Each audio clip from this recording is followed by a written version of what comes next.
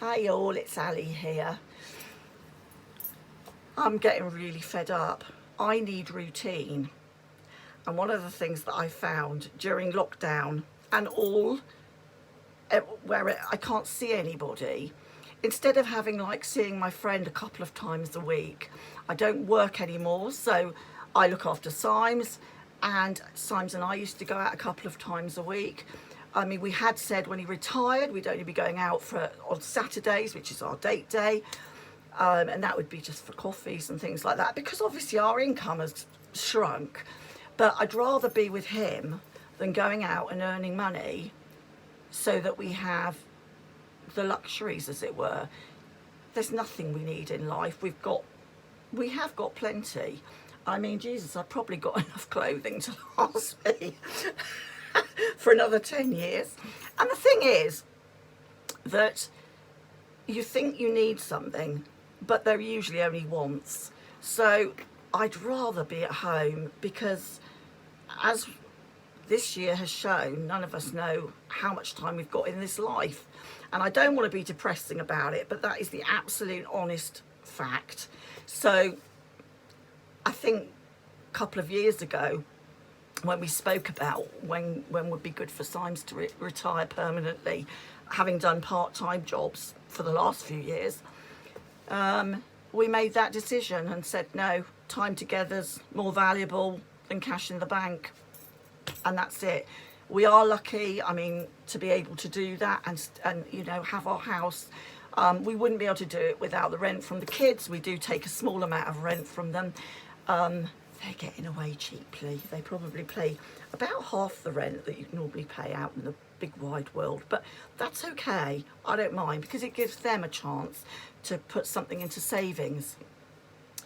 Now, this lockdown has given me plenty of time to think, too much time to think, because it's easy to dwell.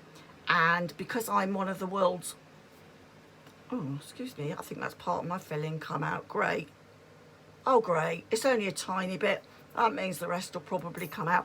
I haven't been able to get to see a dentist in 12 months. I normally go every 6 months, and they keep cancelling me. And of course, with COVID, it's another thing. Tomorrow morning, I've got a doctor phoning me, and I can't remember why. I made the appointment, so it must have been something, but that was about 8 weeks ago, because I couldn't get to talk to her. But I guess it's just to update her. I've forgotten what it was about, so it couldn't have been that serious. I expect at the time I was having a moment of losing my mind. I do that, where I get highs and low. I thought, you know what, I can't go on with this any longer. But actually, the moment has passed, so I'm a little bit, you know, calmed down a bit more. And the other day I went off to Winchester Hospital for the results of my bearing meal, and that's what I was expecting.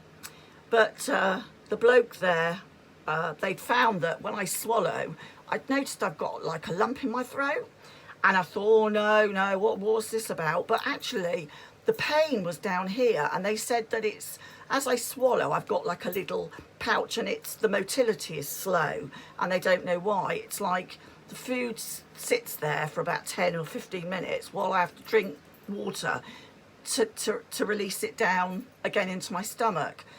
Now, I went to the ear, nose and throat guy, was expecting to get the results of this bearing meal, knowing full well that they'd found this pouch thing. He says to me, look, he says, I'm going to pop this down you. And I thought, oh shit, he's doing a camera. Up my nose, down my throat. I mean, you know, they do put a numbing spray, so that's good. But it went down my throat. And then he said, would you like a look? And I thought, oh, no. So I was sort of going like that. And I'm looking up at the camera to see my own throat as I swallow. It is fascinating. All this sort of thing fascinates me. But he said, it's clear, it's great. So he said, now I've got to move you to have an endoscopy with the gastro team, because he said it must be something to do with your stomach. What it could be is that the stomach's producing acid below my throat. So as I'm swallowing, that's causing the inflammation in my esophagus, I believe it is. So I went, oh, right, so there are no results, but no further on. So I did come away a bit, oh God. And also I've had endoscopies because I have celiac disease, which means that that's a, you know, a wheat and gluten problem. And I've had those before, and I absolutely hate them. And after the first time of having one where they didn't give me a sedative, I said, I'm not having it done unless I can have a sedative. So I said to him, when you're writing to the gastro team to get another endoscopy, please put in great big red letters, I have to have a sedative. I'm not getting all prepared for this, to have a bloody sore throat for 12 hours afterwards, to have a tube rammed down my throat without a sedative. It's just not happening. It's just not happening at all. So this is the joy that I'm going through. So I suppose I can report to the doctor about that. I could do. And the other thing I'm keeping myself occupied with, if that's not enough for you, I mean, hospitals and doctors, they've got to be done. And the older you get, the more bits fall off you. So you have to go more often, which is a pain in the arse. And, you know, it's okay speaking to the doctor on the phone, but it's not really, you can't explain things very well, if you know what I mean. Well, I can't. I get like I am now. I don't know what it is, but as soon as I turn the camera on, one, I forget to look in the camera itself, which I must learn to do. Look, I'm trying to do it now. And the second thing I do is I get all babbly and a bit tongue-tied, and that still happens to me now, even though I've been making videos on and off for what, a couple of years now. And for those of you that are new to my channel, I did have a channel before, which I actually took down and didn't realise that if I deleted everything, that I could have just put them on private, but no, I deleted everything, so there was no chance of getting anything back, and I didn't understand that at the time. So that's why I'm trying to get my numbers up again. The other thing I've been doing is, so I'm trying to do a bit more videoing, but I still feel I lack in confidence. But I did go on a Wendy V and Blues channel the other day. I actually got up. My son had to get me up on the channel. Do you know what? I had a ball. I don't know whether it's because I'd had half a bottle of wine or what, but do you know what I really felt I could sort of, it was a more natural banter. It just felt okay. I did get a bit babbly and a bit fast. I watched it back and thought, oh, Ali, slow down, because not everybody is going to understand the British accent. And, you know, they're from Australia, New Zealand, and you've got a lot of people from all around the world. And when I listen to people when they're talking, sometimes I think, what did they say? If they speak fast, so I'm thinking, you've got to try and slow down. See, I'm learning all these things, but I'm fed up, like everybody is with lockdown. I'm finding a lack of routine. Before I would sort of get up, got my list of things to do, and I'd have sort of, even if I got fed up, I could go for a walk, pop into town, grab a coffee. I know that's a waste of money, but nevertheless, I could see people. The biggest thing I miss is seeing people smile. I smile at everybody, and it's fine when I'm dog walking in the morning. You know, dog walkers tend not to wear masks. We don't have to wear them when we're out and about. And you're sort of if you keep at a safe distance, not that everybody remembers that. I'm sort of feel like sometimes saying, back off, back off. There's one young lady, she's so sweet, and her dog is beautiful. I've never seen so many different colours on a dog. I don't know what it is. It looks like a husky, but I don't think it is. It's got tons and tons of colours on it. Anyway, she's adorable, and she's a young lass, but she does come too close. She's obviously forgotten COVID is around. So, but for the most part, people tend to stay away, and it's weird, really, because it's just really nice because you can see people smile. But when you go into town, that's really weird because everyone's got their masks on, and although might be able to see that they're giving you a smile just by their eyes, a lot of people, I don't think they're bothering to smile because they don't realise that actually, you know, anyone's going to even notice. I try to say hello. Of course, there's not many people about. The whole thing of just interacting with human beings, and that's the thing I love to do most, it's been taken away. And then I sit there wondering why I feel a bit depressed. Well, it's hardly surprising when I'm such a social animal.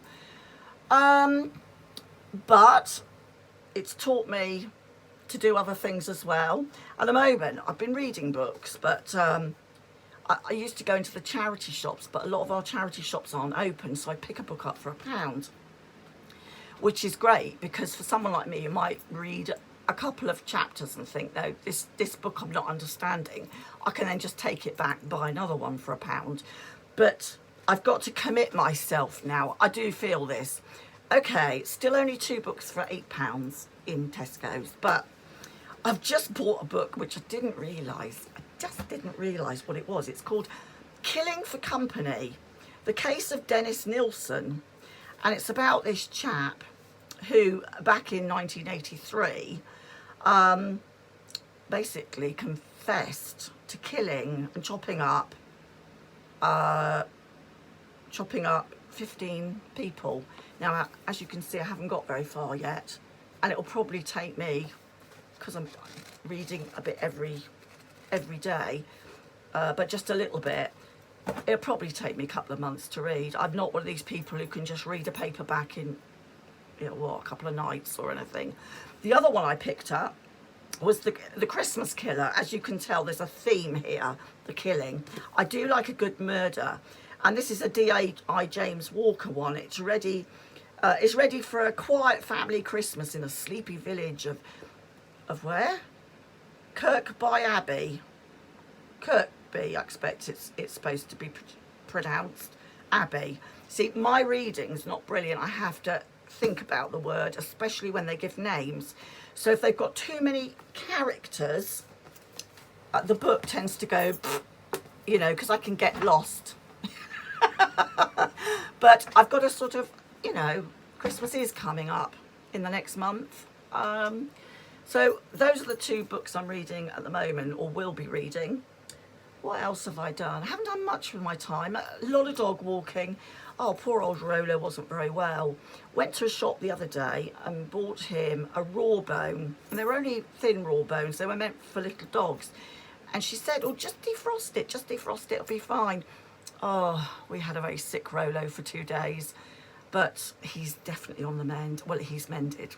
The amount he ate today was colossal. And to be honest with you, I think when we go for a walk tomorrow, it'd be more like a waddle round the block. So, because he's eaten so much. He certainly enjoyed a bit more sausage today.